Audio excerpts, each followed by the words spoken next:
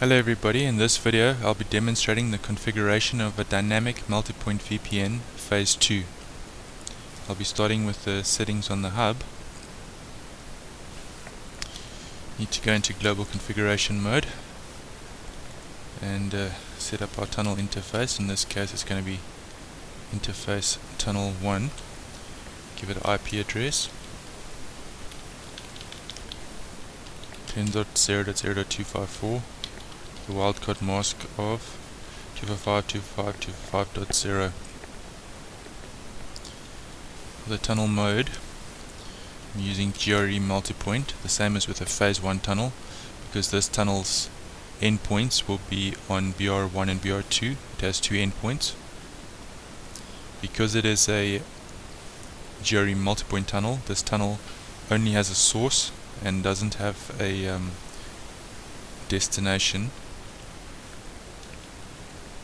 The tunnel source we're using is gigabit 0/0, which is that 200.100.50.2 WAN IP on the hub.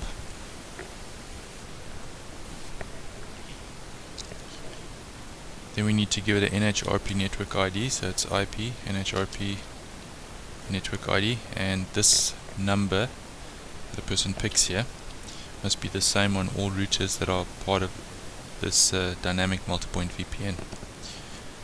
And then we need to tell this dynamic multipoint VPN what it must do with multicast traffic. So IP NHRP map multicast dynamic. So any multicast traffic destined for this tunnel, a copy of it will be sent via unicast to each dynamically formed neighbor. If that's or should I say dynamic entry of the tunnel endpoints.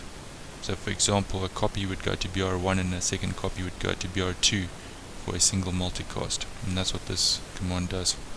Just going to save those commands and let's configure BR1.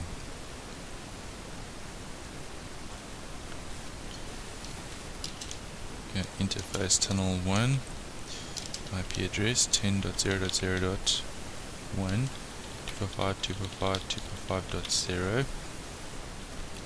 Tunnel mode GRE Multipoint.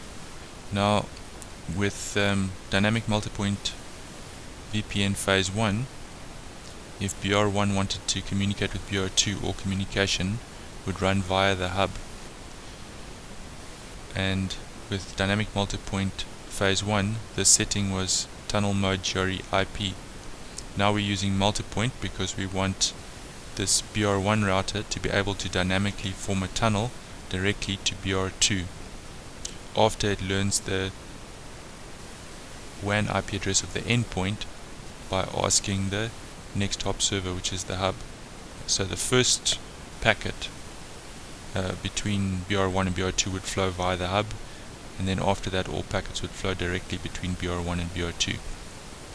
So the tunnel mode is GRE Multipoint, and like I said, a multipoint does not have a tunnel destination, just a source. So we got your tunnel source gigabit 0/0, that is that WAN IP 200.100.50.6, which I have written out there. Now we need to set up the network ID, so it's IP NHRP network ID 1, and then BR1 needs to know who's the next hop server, so it's IP NHRP NHS, it's the next hop server, and here we give the tunnel endpoint address, which is 10.0.0.254, and I just want to drag this a little bit higher. You need to tell this router how to get to the endpoint address, so it's IP NHRP map. To get to 10.0.0.254, it must go to this public reachable address 200.100.50.2, and it also needs to know where it must send its multicast, in which case we say IP NHRP map multicast and multicast must go to 200.100.50.2. So on the spoke routers you use IP NHRP map multicast with the IP address of the hub, and on the hub router you just have IP NHRP map multicast dynamic. So I'm going to save that quickly. Let's have a quick look at this configuration for the tunnel. So it's show run interface tunnel 1. And that all looks right. We can see if we can ping the hub, ping 10.0.0.254, and that's working perfectly. I will now set up BR2.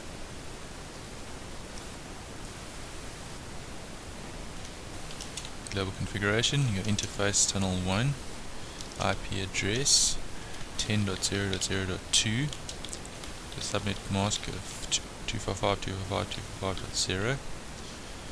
We need a tunnel mode instead of GRE multipoint. If we're doing phase 1 it would just be GRE IP, so tunnel mode GRE multipoint. The tunnel source is gigabit 0/0. Multipoint tunnel does not have a destination. So now we go to these commands that start with IP NHRP. So it's IP NHRP. We need the network ID, which is going to be the same for all routers participating in the same dynamic multipoint VPN. In this case we're using 1. BR2, which is this router, needs to know the address of the next hop server. So IP NHRP NHS for next hop server is 10.0.0.254. This router doesn't actually know the public address to reach it, so we need a mapping. So it's IP NHRP map to get to 10.0.0.254. We need to go to 200.100.50.2. And then we need this command, IP NHRP map multicast, and all multicasts must be sent to 200.100.50.2. and if we say do ping 10.0.0.254, we can ping the hub. Alright, so we do a show DMVPN. We see that we have an entry for the hub, which is 200.100.50.2. that's the hub's WAN IP, which gets us to the tunnel endpoint 10.0.0.254, and this is a static entry. Now let's see what happens when we ping the other branch. So you can go ping 10.0.0.1. If we do a show DMVPN, we now have a second dynamic entry showing here that in order to get to 10.0.0.1 we can go direct to 200.100.50.6, and this is a dynamic entry. If we look on the hub,